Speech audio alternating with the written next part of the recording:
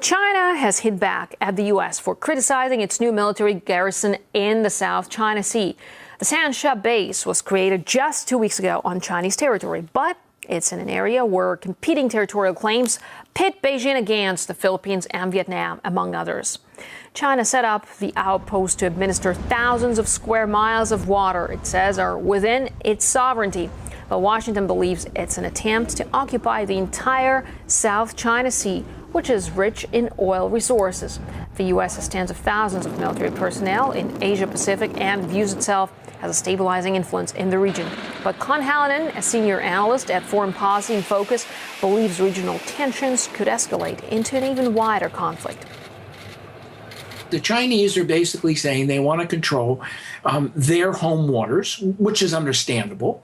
And I also think that they want to be able to project naval power to ensure their energy supplies, which means that they have to have a presence in the Indian Ocean so that they can get supplies from Angola, from Sudan, from the Arab Gulf, etc. In this case, this isn't a particular act by the Chinese. It's sort of, the U.S. is kind of pushing all of the buttons right now in Asia. And it very much feels a little bit like the Cold War did, say, in the mid-1950s.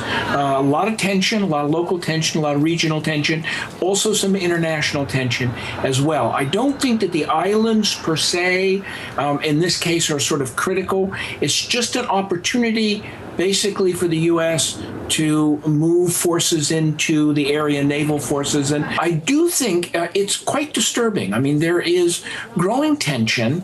These are two nuclear-armed powers. This is not in the interest, not only certainly of the United States or China, but for a lot of the other countries in the region, because one of the things that's happened is a lot of these countries have started to up their military budget. These are not countries that can really afford to spend a tremendous amount on military spending. In a sense, I don't think there's any winners here.